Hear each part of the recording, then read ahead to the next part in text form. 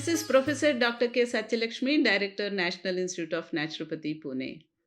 Here is an interview in which Dr Karan Singh, an Indian politician and also philosopher who was actively involved in the formation of National Institute of Naturopathy, and also he was instrumental in bringing Prime Minister of India Srimati Indira Gandhi in making this institution a national institute. And he is interviewed by Shri Bahram Shah Mardaan, who was a close associate of Dr Dinshaw K Mehta, and both of them were attending discourses of Dr Dinshaw K Mehta in Delhi. We are fortunate to have this interview for understanding the evolution of this institution. I wish the viewers will appreciate for the sake of posterity. Dr. Karan Singh, thank you very much for granting us this interview. And for historical purposes, we would like to create a record as to how the National Institute of Naturopathy was acquired by the Government of India. And as you well know, the National Institute of Naturopathy in Pune is established in the Naturopathy Hospital and Sanatorium that was started by Dr Dinshaw Mehta, and it was involved in litigation for many years because the landlord wanted the property for himself, and since it was a historical site where Mahatma Gandhi spent many months rather, and he was also involved in starting the All India Nature Cure Foundation Trust with Dr. Mehta, that this property became important from a historical standpoint. And you were kind enough to move the government to acquire the property. So we would like to know a few things about how all of this happened. So my first question to you is, you've met Dr. Mehta, you've spent some time with him. What are your impressions of Dr. Mehta as a spiritual teacher, as a naturopath, as a revolutionary? In fact, I now recall how I met him. There was a lady called Krishna Mehta. She was from Jammu, and her brother Om Mehta, if you remember, was in the Home Ministry. And she one day said, "I want you to meet a guru." So I said, "Who is a Parsi guru?" So I thought, then they were in the same location in Delhi. So I was taken there, and Dadaji and the lady, Dr. Sundari Vaswani. Sundari and Krishna Mehta and Dadaji, the four of us used to sit and talk. So after I met him, I was impressed with the way he seemed to be a master of naturopathy, of course. But even otherwise, I think he did look upon himself as a spiritual teacher, and apparently had visions or messages and then put them down. So he had, by the time, several years later, he acquired a large following in Delhi, and that is how I came to know him. And meanwhile, I was health minister, and we were setting up national institutes for every separate disciplines. For example, the National Institute of Homeopathy was in Calcutta. The National Institute for Ayurveda was in Jaipur, and the one for the joints and Unani. Was in Bombay, near the race course, the orthopedic one. So like that we had these, and the Unani one was, I think, in Hyderabad, if I'm not mistaken. So there was then the question of what should be the National Institute of Naturopathy. Now, as you mentioned, he was very involved in naturopathy and had worked with Gandhiji for many years. And incidentally, I have met Gandhiji, you know. Do you know that, Behram? I'm sorry? I met Gandhiji. Oh, you believe did? It or not. Many years ago, he came to Kashmir, called on my father kindly. And I was on a wheelchair, but I insisted that my wheelchair should be brought in. So my wheelchair was brought in, wheeled in, and I sat while he was there. So I saw him. So as Dadaji had worked with him, there was a certain special significance of the place where this was based. And that is where ultimately we set up the National Institute of Naturopathy. The litigation that you mentioned, I cannot recall any of the details, except that I did talk to Indiraji and said, can you please ask someone to sort out this problem, which apparently ultimately they did. So for many years I was in touch with Dadaji. He had his own methodology of speaking and talking. He was, in some ways he was very severe. You know, he made up his mind as to what he wanted to do and nobody could question it, which I found slightly irritating, but we all had high respect and regard for him. So I didn't want to get into long conversations and controversies. But he was very, very powerful, I must say. And his knowledge of naturopathy was outstanding. So by and large, it was an interesting contact which remained with me at least, I think, for about 15 or 20 years we carried on.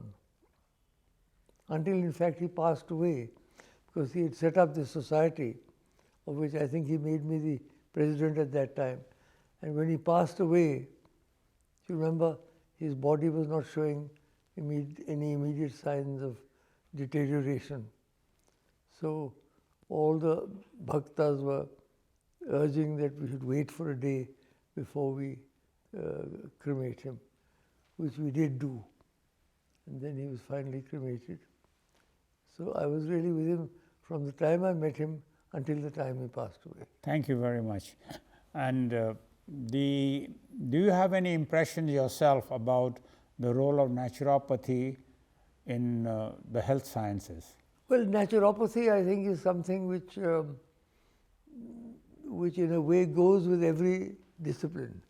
Because naturopathy, by its definition, means not in getting too much involved in drugs or in machines and all, but trying to get nature. So nature ultimately does heal us.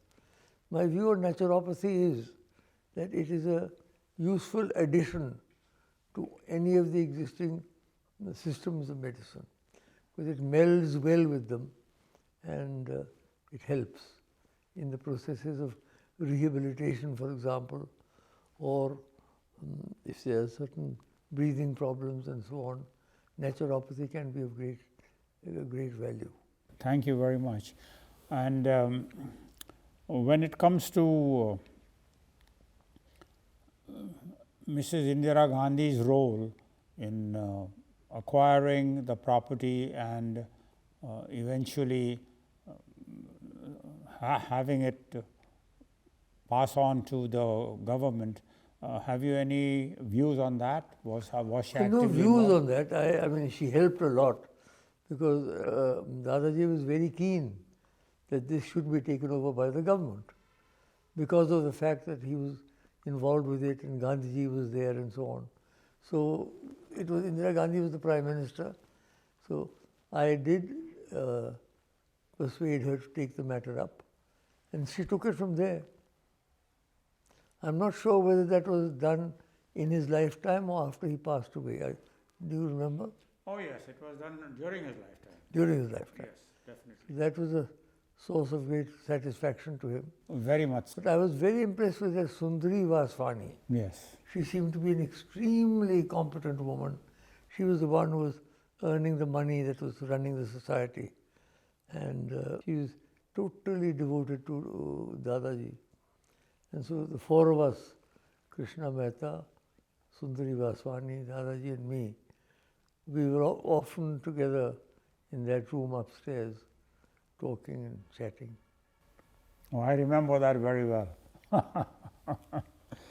And any other final thoughts that you have on this particular topic? Because we want to make it part of the history. Well, all I can say is that the institute has been now set up. Yes. somebody visited it the other day. I think, I'm not sure who it was, and said that he just visited it, and it was now going to move to Pune, or to Bombay, in fact. Is that correct? I don't know who it is that you're talking about, but I have visited that institute, and let me tell you, sir, in my opinion, there is no institution like that in the world when it comes to teaching and practicing naturopathy. And I remember Dr. Mehta saying that someday it is going to become an international university where students from overseas will also come to learn naturopathy. And so It's doing a lot of teaching also, is it? I'm sorry? It's doing a lot of teaching. Oh yes, yes, it's a teaching institution, and it is also an institution where patients will be treated. Okay? And I mean, it's, I would say that you have not had the opportunity to visit it. But No, I have not visited it. In fact, I think I visited it once only at that time, but I haven't been there since. Oh, if you visit the campus, I think you'll be very satisfied, very pleased that you were instrumental in making it happen. It truly is excellent. A good campus. Fantastic is the word. Okay, it really is. I mean, you can compare it with the University of Stanford, which is a wonderful university in California. Who runs it now? Dr. Satya Lakshmi is still the director, and she is running it. Satya Lakshmi. Yes, and she has a whole team of administrators, and she's done a very, very good job of it.